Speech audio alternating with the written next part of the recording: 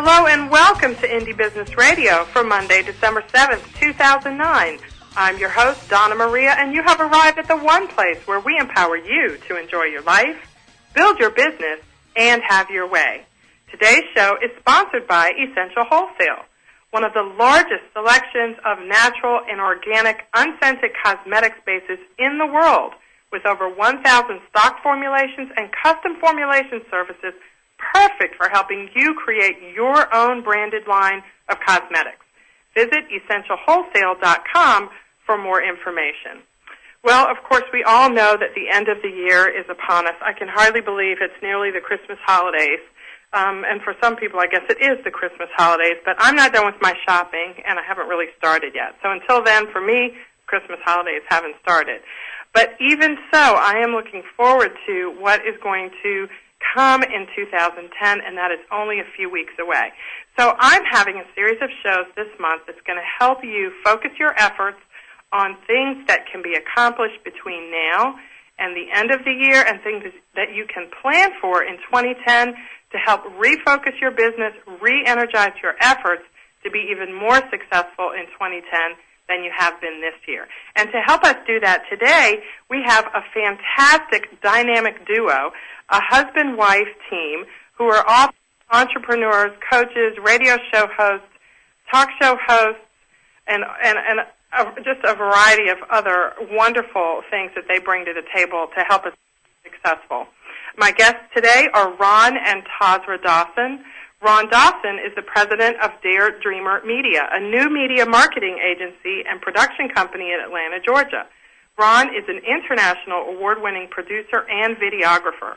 He writes a weekly blog about business and branding at bladerunner.com. And his wife, Tasra Dawson, is an award-winning author, a photographer, and scrapbooking expert who works with her husband at their media production company. Tasra has served as a trainer and project manager previously at Apple, Inc. She and Ron are the author of a new book called Refocus, Cutting-Edge Strategies to Evolve Your Video Business. If you're listening to the show at indiebusinessradio.com, feel free to click on the link to join the live chat. I'm so excited to have you all here today. Ron and Tasra Dawson, welcome to the show. Thank you. Thank you. Now, as I was preparing to introduce you, I obviously had to cut your introduction down, and then I had to cut it down again, and then again to make sure that I gave a fairly decent overview, but obviously didn't have room to include everything because you guys are just some of the most dynamic entrepreneurs that I know. So to help kick us off with an idea of what perspectives you bring to the table for listeners, Ron, can you give us the high-level overview of your transitions from being employed by companies to having your own successful award-winning business? Sure, Donna Maria, and thank you once again for having us on. Your intro kind of said it all, but in order to follow up on what you said, before I started my company in 2002, I was a business marketing manager for Quicken at Intuit, Quicken, the popular financial software. So I did a lot of marketing and business development. But I always had a passion for filmmaking that goes all the way back to 1992, when I originally took film and video courses. So in the summer of 2002, I started my business. I left my job, started my business, got married, became a stepdad, all in the same summer. So not necessarily the formula that I would suggest to people going out there who are starting their own business, but that's how I did it. And it's been great. So over the past, 7 years, almost 7.5 years now, I've been working, and both Tasra and I have done work in film and video production, and doing that for couples who are getting married, doing that for businesses who are looking to market themselves using video, and now adding a social media component to it as well. Amazing. Lots of information to cover. And Tasra, your background is a little bit different, but so complementary that you guys have been able to marry things into a business that you work in together. Tell us a little bit about how you evolved from into the fantastic entrepreneur that you are today. Well, thank you for the compliment, and thank you for having us.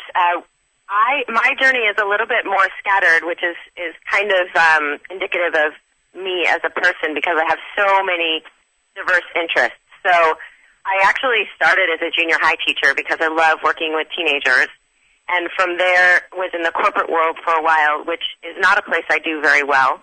I think because, and I think we've talked about this, the entrepreneurial spirit just is a little too strong. And so after that, Ron and I got married, and just from the confidence boost of him and working with him, pursued my writing, which is where Real Women Scrap was born, where my first book was born.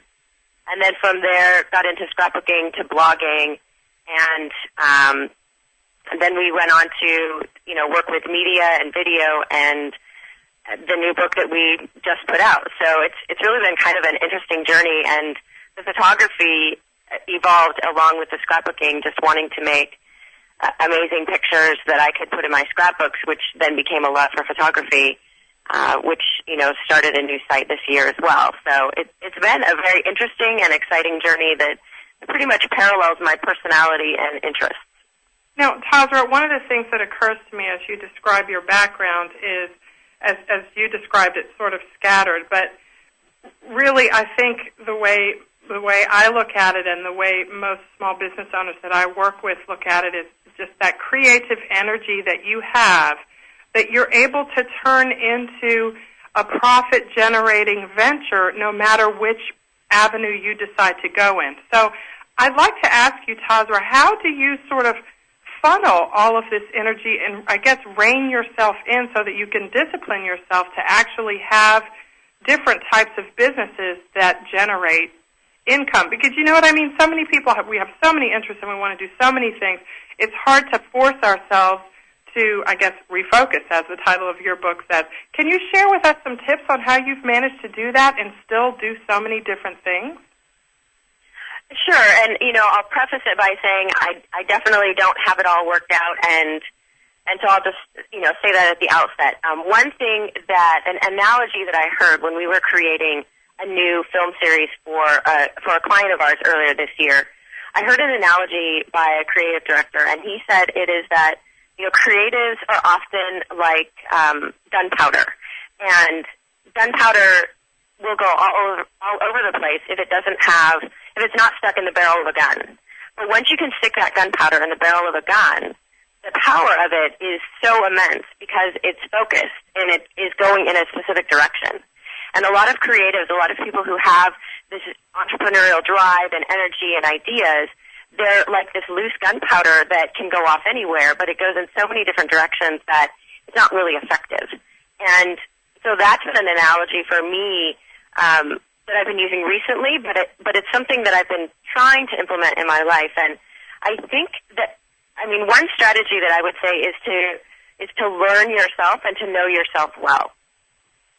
One of the things that I have become more successful doing is realizing that I work in sort of seasons, in flow, and so there are times where I will be intensely focused on my photography, and it will seem like I'm ignoring or forgetting about the other things that I love. Mm-hmm. But the truth is that I'm just intensely focused, and allowing myself to do that intense focus for certain amounts of time, whether it's a day or 2 days or 3 days even, helps me because that's how I work. And so instead of getting on myself for not having a 2-hour block of photography and a 2-hour block of scrapbooking and a 2-hour block of blogging, I say, this is how my brain works. I get in a flow, and then once I'm going, it's like the barrel of a gun, and I'm shooting. And otherwise, I'm too scattered. So that, I think, does that make sense? Oh, absolutely it does. And is it fair to say that ultimately we all have to sort of determine what's going to work for us and not beat ourselves up because we're not doing it the way someone else is? Absolutely, absolutely. Now, Ron, since you've been in business for such a long time, and also, as you said earlier, your interest in video goes way back years before you actually even started your business, you've watched the economy in good times and in challenging times as we are now. What are some of the things that you've noticed, particularly as a person who works in video, about what small business owners need to do today in order to set themselves up for success in years to come? I think what's really important, Donna Maria, is for small businesses to really look at the long term rather than the short term. So what kind of things can you put in place that can really set your business up to go the long haul? And, Tasra and I would be the first to admit that we are by no means experts, even at our own advice. But there are things like how you set up your accounting systems, how you set up your tracking and your customer service systems. And, we recently embarked on a new client project for a client that's been in business for 40 years. And when they first started out back in it'll be 40 years next year. When they first started out, basically the husband started the business and the wife had the job and had the insurance. It was very much like Tasra and I, and this company has seen ups and downs. And, and interviewing the employees and talking to the customers as we prepare to make this film series for them, the thing that ran through as a common theme was, one, a commitment to customer service. I can't stress how important I think that is into long-term viability because, especially in today's day and age, there are so many alternatives, and sometimes the only thing that can really set you apart from your competition is the level of service that you provide. And so this company is like obsessed with giving amazing, over-the-top customer service. And when I talk to clients of this company that from as young as a year and a half old to customers of this company that date back a quarter of a century, when I asked them, do you remember why you went to this company? And they all said, oh yeah, they made me feel like a person. They didn't make me feel like a number. And I think if you're a small business and you're able to give your customers or your clients amazing customer service, they'll stick with you and they'll talk about you. So I think that's really, really key. Now, Ron, have you noticed working with companies both large and small in your business that the smallest companies tend to have a pretty good advantage in terms of making customers feel like real people? They can have an advantage, but in a lot of ways they can also have a disadvantage. The disadvantage comes in the fact that there are so many things that a small business owner has to do. I mean, oftentimes, if you're like a one-man or two-man shop or two-woman shop, there's so many hats you have to wear that it can be very easy for that to fall by the wayside. I mean, I know that is one weakness that I've had as a business owner, where I really haven't done all the things I know that I could do or that I should do to make my customers feel like kings and queens. And so, I know one of the reasons why that happens to me is just I get so overwhelmed. So, on one hand, I think small business owners have that disadvantage.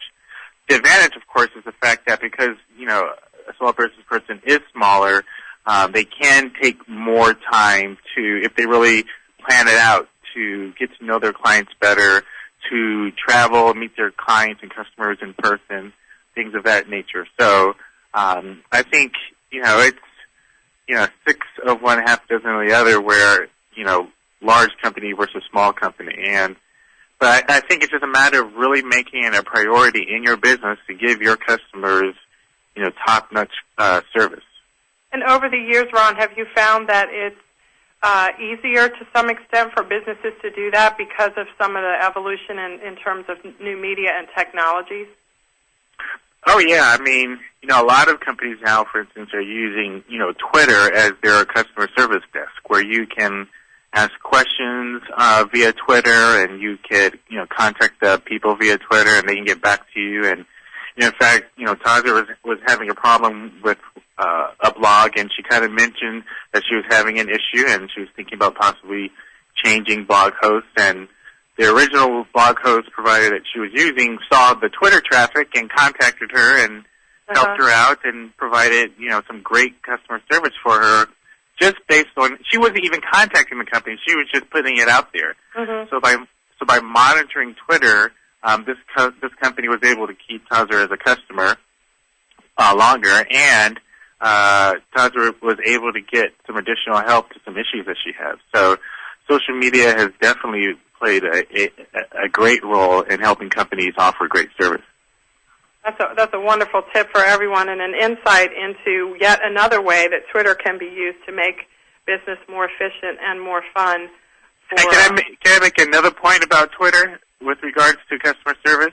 You absolutely can after our break, because we've got to go to a break. But we want to come back and hear more about Ron's and Tasra's thoughts on Twitter and some other things. Ron and Tasra are video production experts, and we all know how important it is to incorporate some kind of video into your business outreach. So we're going to come back and pick their brains for their best tips for small businesses to create videos that affect the bottom line and engage and encourage their customers and other stakeholders. This is Indie Business Radio. I'm your host, Donna Maria. We'll be right back.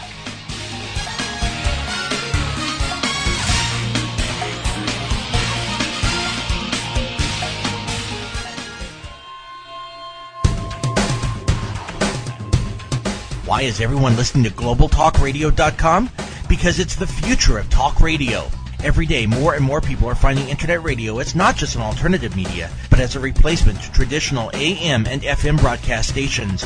Internet radio offers a wider variety of programs, convenient on-demand listening that meets your schedule, and fewer commercial interruptions. And GlobalTalkRadio.com is already leading the way by matching this content with a highly targeted Internet audience. GlobalTalkRadio.com offers its listeners one of the widest programming varieties on the Internet, from business and finance to self-improvement, paranormal, health, literature, romance, politics, and more. There are also opportunities for prospective hosts who would like to host their own weekly or one-time talk shows. Want to learn more? Check us out at www.globaltalkradio.com and see the future of talk radio today.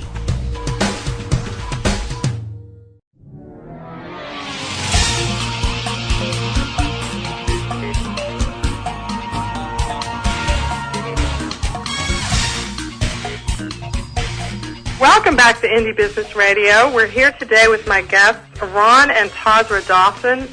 They are the authors of Refocus, Cutting-Edge Strategies to Involve Your Video Business, and they also are the co-owners of Dare Dreamer Media. And before we took our break, Ron, you wanted to share something else about the value of Twitter.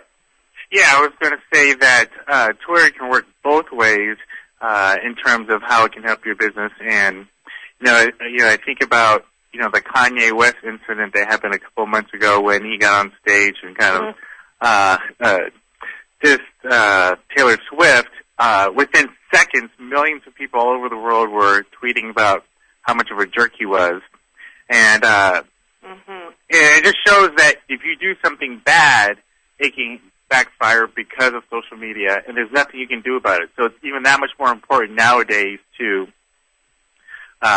be on your game, so that, because there could be people out there talking about your business whether you like it or not, and using Twitter and so forth to do that. Right. That's such a really good and important point that, it goes both ways. And Tasra, you have been blogging for a very long time, and you're also active on Facebook. And I'll just mention that Tasra is almost single-handedly responsible for me having a blog, and actually 3 blogs now. Tasra was my very first blogging coach several years ago. She helped me with that. So this is a blogging expert, guys. If you have any questions, you can feel free to tee them up in the chat room. Tasra, blogging is kind of a form of social networking. Tell us how you use blogging and your Facebook group successfully to interact with your customers. It's a great question. I think that, with Twitter and Facebook now, some people are thinking blogging is going to go by the wayside, or that it takes too much time and energy, I'll just do Twitter instead. And I really think that using all of them is the most powerful strategy, because you can cross-promote among all of the different avenues that you have. So currently I have 2 blogs, which we're in the middle of a redesign, and we'll be combining that because I think it will make a stronger presence and help me just bring together the people that I'm connecting with.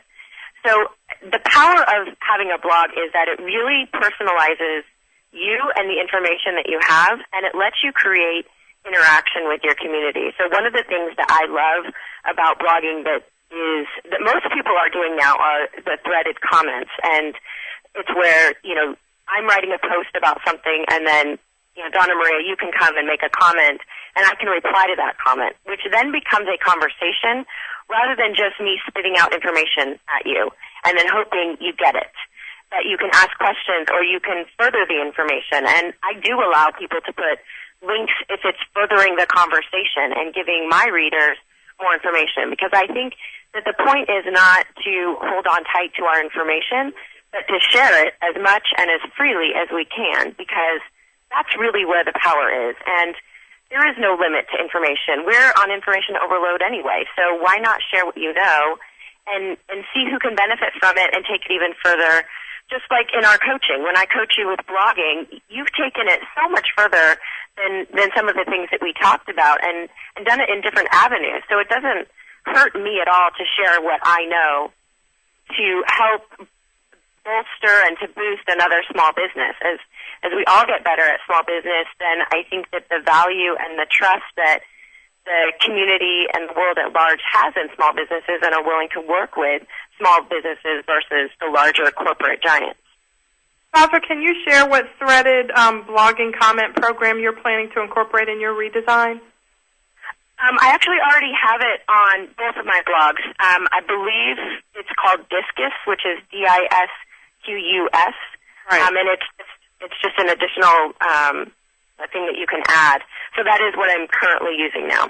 Good, great. Thanks for sharing that, and also for sharing how important it is to share, because that's really the only way that small businesses can get the information out there. But one of the things that I think sort of scares people or gives them pause, I guess, when they're first starting into the world of social networking, social media, is the recommendation that they kind of incorporate all of them.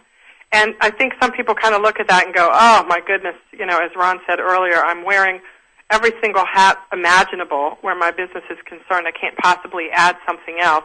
But you have been able to successfully do that and still, at least it appears that you've maintained your sanity.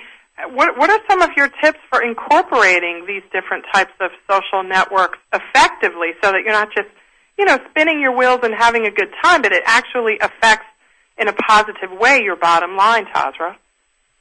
I think that the number one thing that we talked about this in our book, in Refocus, we talk about this when we speak, is block scheduling. And any organizing productivity expert that you talk to will talk about block scheduling. So that means that you have a block of time that you are committed to giving to blogging or Twitter or Facebook every week, every day, however I was talking earlier about do what works for you, do what is consistent with how you work, but have a block schedule for it. So I have a specific amount of time that I am willing to devote to blogging each week, and it's more now than it used to be. I used to only spend 1 to 2 hours a week, and I would do 2 to 3 posts within that time. And 2 to 3 hours, 1 to 2 hours actually, for 2 to 3 posts is a really small amount of time for the return that you get in establishing your credibility and establishing yourself as an expert and connecting with your audience. For Twitter and Facebook, I usually, there are days where I do more, but usually I check in once in the morning and I check in once in the evening.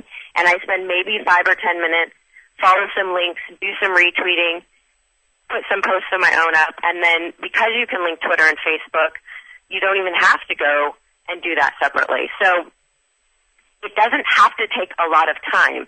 I think initially in startup it may take more because you're learning, but sometimes I think it's sort of it's a psychological thing that you have to get over, a psychological hurdle, because you think it's going to take so much time. But if you schedule it out and you put a timer and it says 1 hour and you're going to knock out 2 posts, then you do it and you make it happen and you don't let it, just sort of work and expand to whatever time you give it. And we talked a lot about that in our time management chapter in Refocus, because it is one of the keys to being successful as a small business owner.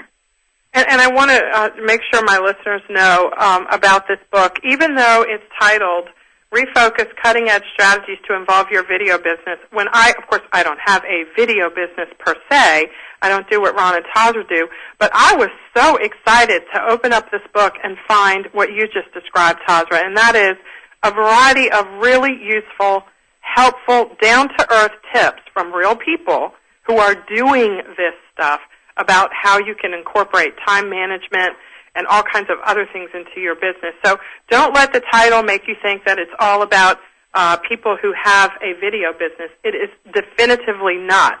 And I highly encourage you to take a look at the book, or just go to Amazon and read through what it's about, and you'll quickly see that it's not only video people that can benefit from this book. But since we do have a video production expert here on the show today, Ron, I want to ask you, how important do you think it is for even the smallest business to incorporate some kind of video technology into their business?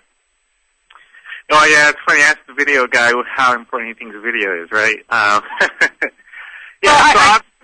suppose some people could see it that way, but I honestly see it as being able to tap into your expertise, but I know you personally, and so I know that whatever answer you're going to give is not going to be self-serving, but is going to help small businesses, and I know that's going to happen, so that's why I asked you that. Oh, yeah, I know, absolutely. I was just joking. You're dead on, and I don't want people to think, oh, yeah, of course he's going to say video is important. But, Donna Marie, it really, really is. And regardless of who you use, whether you use our company or another company, the power of video is so amazing at being able to help market your business, because there are studies that have shown that click-through rates and sales increase by factors of 2 to 3 when there's a video component on like a web page versus just a picture or versus nothing at all. Because being able to see it and interact with it is something. We're very visual people. People in general are very visual, and so being able to see a video demonstration of a product, for instance, particularly like with Tasra's role in Scrap, being able to show how to use a particular product is really powerful. But also, YouTube is behind Google is the second most searched website on the web. So, adding videos to YouTube can significantly increase the amount of traffic you get, can help your Google rankings, because video in general is, on YouTube specifically, is highly searched. But, going back to your original question about how you can use video, depending on what your business is, video gives you an ability to not only show, for instance, how a product works, but it gives the viewer an opportunity to get to know you. A number of our clients are professional photographers, and oftentimes what really separates one photographer from another is not the quality of their photographs, but is the person of who they are. Say, like, you're a wedding photographer. You're going to be spending a day with the bride and groom all day long. That bride and groom are going to want to know that you're the kind of person they want to hang with for 8-10 hours on the most important day of their life. And so they can see your photographs on your website, but a video can really let them know who you are.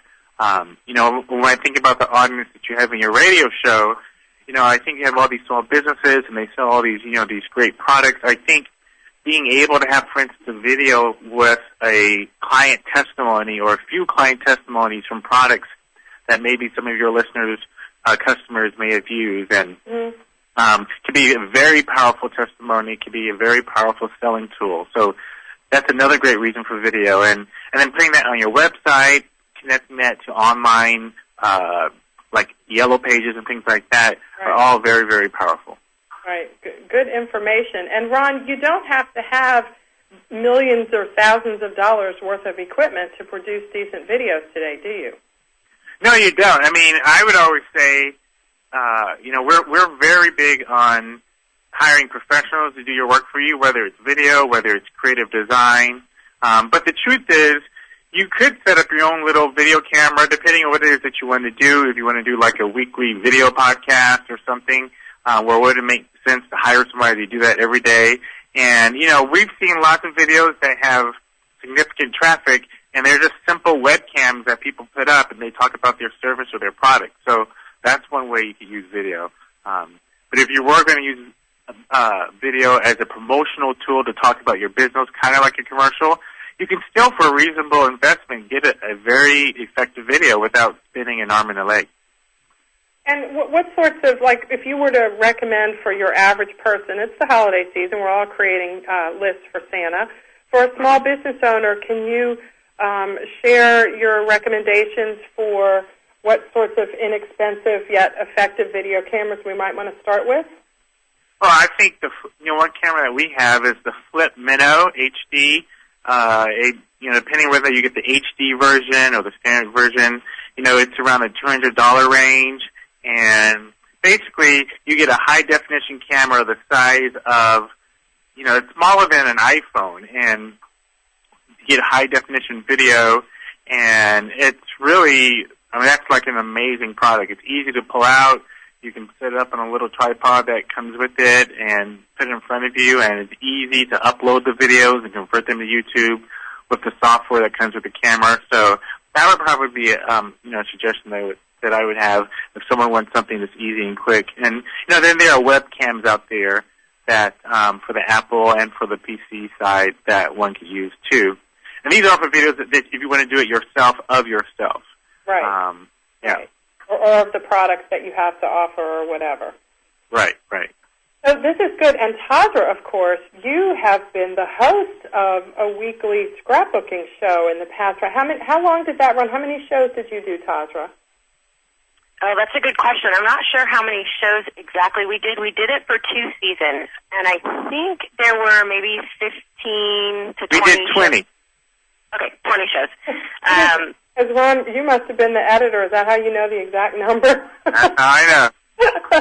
Well, that's great. We're going to come back and talk with Tasra about what it was like to put herself out there on a TV show that's on YouTube and available at her blog as well. We're going to talk about helping small business owners to overcome some of the cautionary things that may come to mind when it comes to doing video. And Tasra is going to share how she was able to create a program that actually turned into a successful show. This is Indie Business Radio. I'm your host, Donna Maria. We'll be right back.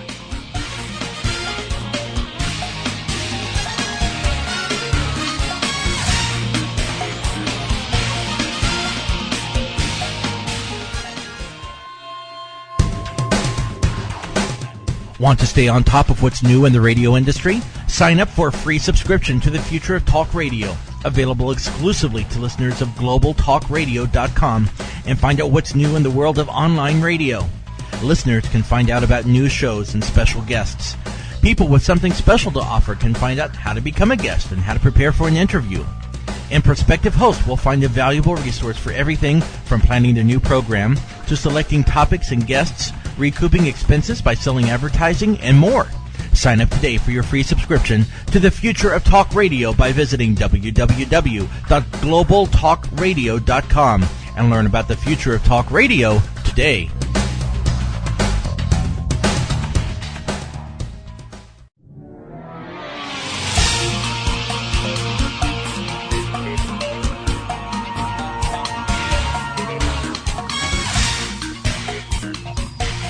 Welcome back to Indie Business Radio. I can't believe we've come to our final segment, but we're gonna talk through some really important issues when it comes to creating videos to promote your products and share your ideas.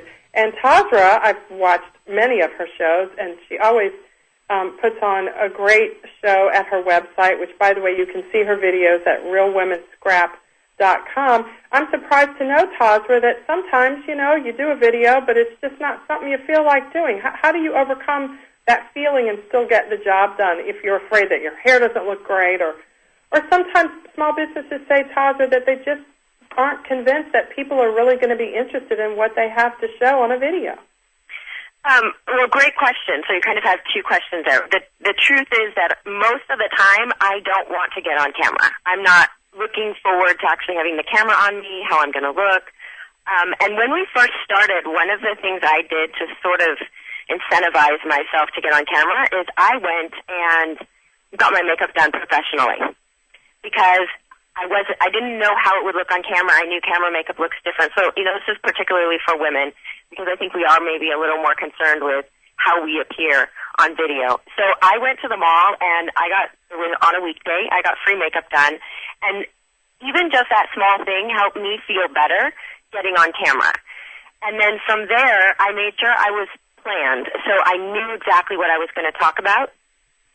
And I also knew that we could edit it. So I didn't have to worry about making a wrong comment or feeling stupid or any of that. I knew that ultimately if it didn't work, we didn't have to run it. We could do it again or we could just edit it out. So those sort of removing any of the obstacles in my mind about how I would look or how it would appear helped me get more excited about it. The other thing is having things that you're excited about talking about. So, for me, it was talking about projects I'd created and things that I really was excited about as far as sharing them with people and knowing that more people like video and connect to video and connect to me when I'm on video. So I think sort of stopping the thinking about myself and my own concerns and worries and fears and insecurities and thinking about the effect on the audience, and that doing a video might make someone preserve their images. It might make them organize their photos. It might make them reach out to their teenage daughter. And so keeping the focus there helps me get over my own junk. Those are really good tips. Thank you. Thank you for sharing that. So I know you have the benefit of an editor, but for people who don't have that, Tasra, the benefits that you can get out of doing video far outweigh, if you don't have an editor, you do have to, go through and tape the whole thing without stopping. And you think that even if you have to do that, it's definitely worth giving it a try? I definitely do think it's worth giving a try. I just recently read an article, which is what I just tweeted about, where Zappos sells 6 to 30% more merchandise when accompanied by video demos. And they are actually, in this next year, going to have 10 full working video studios and want to produce 50,000 product videos by 2010. They only have 8,000 now. So this is a company that has been wildly successful, who gets it. They're realizing that the power of video is beyond what we can even conceive or imagine. And it doesn't have to be professional all the time. Like Ron was saying, if it is your promotional video for your entire company, it's probably better to have something professionally done. But for weekly shows like I did with Roll 'em and Scrap TV and like we're doing again, I think that if you have some key things that you're focused on and you get those right, then it'll be good. So one of the key things is making sure that you have good lighting. And that is just critical. If you don't have good lighting, we can't see you, we can't see your product, and things don't look good. And that's as simple as, getting a light, making sure even that you could shoot in the daytime in front of a big window so that you have natural light. The second thing that's really important is audio. And so making sure that you have a microphone hooked up, making sure that you have, and again, that's something that you can get for a pretty minimal cost, because you're going to have some kind of camera. So making sure audio is good. You don't have cars in the background. You don't have people talking. You don't have your kids laughing, unless that's part of the video. Make sure it's professional. And then the third thing would be making sure that your framing is good. So you don't want to just sit in the middle of the camera and have your dirty laundry in the background and have, people walking through the screen and these distractions. Get a nice environment and think about where you are, and then think about the rule of thirds. And this is something that works for video and photography. You don't want to stick things smack dab in the middle of the frame. You want to have them either a little bit off to the right or a little bit off to the left, because it just is more pleasing to the eye. And I won't get into the whole rule and all of that information, but just know that that is something that you should think about. Don't sit right in the middle of the screen. And the beautiful thing about all this is that the tips, there may be some tips that we can learn over time and accumulate a lot of tips. But to get started, all we really need to do is fire up the video camera, right? Because we can always, of course, we need to remember that if you don't like it, you never have to use it. So you have nothing to lose by trying this, especially when the statistics you just circulated about videos boosting the sales of products by multiple percentage points. Right, and the reality is there's a lot of video out there that is really, really bad, and it's still working. I know, and I won't mention the site, but there is one site that does like weekly instructional videos, and they're really kind of bad, but the content is good. So I mean, as far as lighting and professional and audio, it's not that great, but the content is good and the information is good, and people love it. It's an extremely popular site. So don't let, sort of your own fears about not getting it right. Don't let your perfectionist tendencies, if you have them like me, don't let those keep you from getting the benefits, because the only way we learn is by trying something. And so why not try it? Why not just give it a shot and see how it goes? That's a really good point, that the content, the value of the content can overcome some of the imperfections in a video. And certainly if you keep doing it for long enough, you're only going to get better. So that's the good thing about it, too, is that no matter where you're starting, you can't get any worse. Exactly. That's a pretty important thing to remember. And really, I'm just so thankful to have your guidance, because the statistics you just tweeted, and I have a member of IBN who I worked with who told me that her sales went up 200% within 1 month after she started doing regular YouTube videos for the beauty products that she sells. In 1 month, her sales doubled. Wow. And they were flat before that. And, I think, you guys just talked about, Tasra, you talked about it specifically with respect to blogging. But, Ron, have you also found it's true as well with video? When clients come to you and say, okay, we want to incorporate video, isn't one of the first things they want to do with that is to be able to make a more personal connection with their target audience? Yeah, that is one of the primary reasons why a lot of our clients hire us, is to make that personal connection. I was saying earlier, a number of our clients are professional photographers, and a big part of the sales process when selling photography is meeting the person, meeting your potential clients in person, coming in studio, and that can take a lot of time, and at some point I think that needs to happen. But if you're able to establish a connection with your client before online, you can actually get to a point where they're ready to hire you even before they meet you in person. And so that's another reason why video has been so powerful. Now, Ron, it seems to me that it's a lot easier, and Tasra too, to do a video that is less than stellar if the camera gets to focus on the product that you're selling, like the shoes or the beauty products. But can you offer some tips for people who are, they don't have products per se, they really offer services? What sorts of things might, and in a photography case, I guess you can edit the video, I suppose, Ron, to include actual wedding portraits that photographer's done that can be incorporated into a video. But, you guys provide consulting services and coaching services. How do you promote those using new technologies where video, your head is great, but for 3 whole minutes might not be exactly effective? Well, that's why I was getting to earlier about the power of using video to for testimonials by your clients. Okay. So if you're more of a service-oriented business, see if you can have any, 2 or 3 of your clients that you provided excellent service for to get on camera saying how much that they love working with you. I think that's a great way to use video if you're more service-oriented. That's a really good point to be able to do that. So a lot of times we see testimonials on the internet and they're static, or there's a nice smiling face, or even I'm seeing more audio testimonials. I don't see a lot of small businesses with video ones, so that's a good suggestion.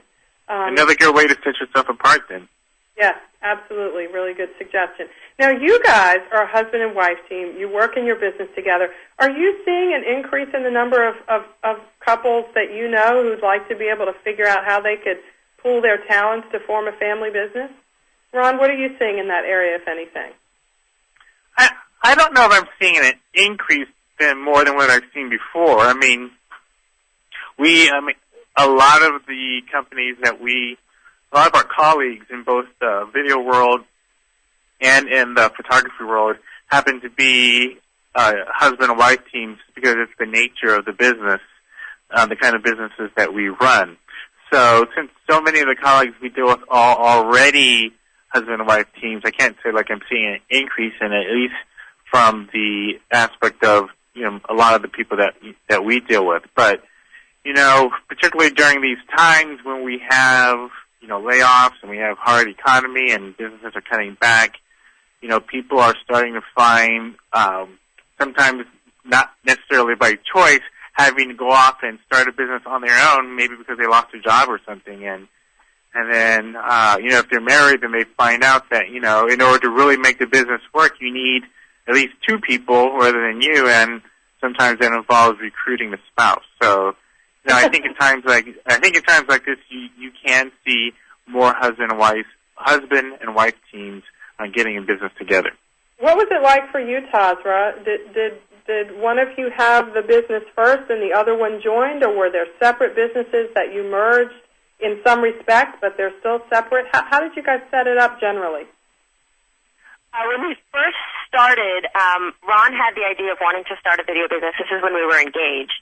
And so he actually launched his business shortly after just before we got married.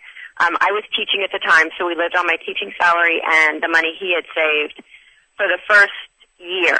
And then from there, we decided to take the leap and go full-time. So I was writing full-time, and he was doing the video business full-time. I've always been part of the video business, but up until this year, I was always part-time doing it, in addition to the other things I was doing, which is still the case. But so I started writing, and then we do a lot of things that merge, like Real Women Scrap TV is obviously this wonderful merging of his video talents with my scrapbooking and my audience.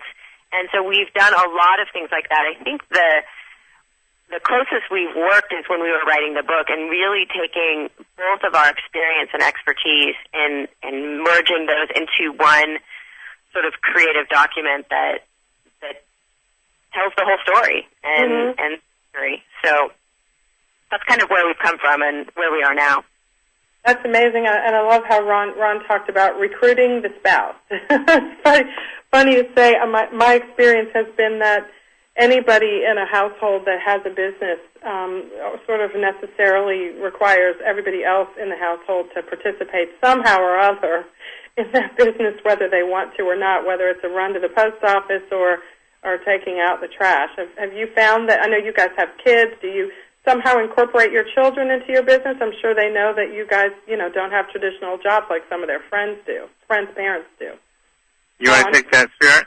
Or you want me to answer it? Yes. Yeah, go ahead. Am I answering that? Yes. Go. If you'd like, okay. One of you would be fine. Yeah, we do. We have a 14-year-old daughter, or actually, I keep saying 14. She's 15 now. She just turned 15 a few weeks ago. And she, it's a very smart, from a tax basis, if you have someone, if you have a son or daughter who's a legal working age, to employ them in the business. And instead of giving them an allowance, you put them on the payroll, and you can legally write off the amount that you pay them via the payroll. So one thing that we do is, and this was a suggestion from our CPA, so, for instance, we will pay our daughter, let's say, $10 an hour. And so the company will put into her checking account, $10 an hour, we pay all the legal, taxes and everything. And then everything that she needs in life, her clothes, her makeup, anything she wants to buy, we take out of that account. So instead of giving her an after-tax allowance, it's smart to pay her a salary via the business or a wage via the business that can be written off. So that's a very smart way from a financial and tax basis to get your kids involved. Obviously, I'm not a tax person or a legal tax person, so consult with your CPA, but that's what our CPA told us, and we've been doing that. But, she also stars in one of our videos. She's the latest film series we did for a client, she played a part in. When we travel a lot, she helps out. So, yes, our kids do get involved. Wonderful. Those are some good tips and things to think about. Check with your CPA and find out how you can enjoy those kinds of tax deductions and put your kids to work to support the family business as well. Well, unimaginably, we are absolutely out of time. I can't believe it. Tasra and Ron Dawson, authors of Refocus, Cutting-Edge Strategies to Evolve Your Video Businesses. Ron, where do we go online to get more information about you? BladeRonner.com, BladeRonner.com is my blog, and that's a good place to start. Great, and that's where we can enjoy your podcast, right? My podcast for photographers is f.beyond.tv, but there's a link to it for my blog in the About section. Okay, so bladerunner.com. And Tasra, how about you? My scrapbooking and sort of life tips is realwomenscrap.com, and my photography blog is Tasra365, which is a daily photo and inspiration. So those are the two places, and then Twitter is twitter.com/Tasra Dawson. And for those of you who like to take pictures or enjoy watching beautiful photographs, Tasra's blog is a fantastic place to go for inspiration and also to see some wonderful pictures every day. Next week, my guests will be Judith Shervin and Jim Schnowski. They are authors of the #1 best-selling book, The Heart of Marketing. Love your customers, and they will love you back. They'll be here next week. That's Monday, December 14th, 2009, right here on Indie Business Radio. Thanks to my listeners today. Thanks to Ron and Tasra Dawson. Fantastic guests with great tips. I will see you next week right here at IndieBusinessRadio.com. In the meantime, enjoy your life, build your business, and have your way.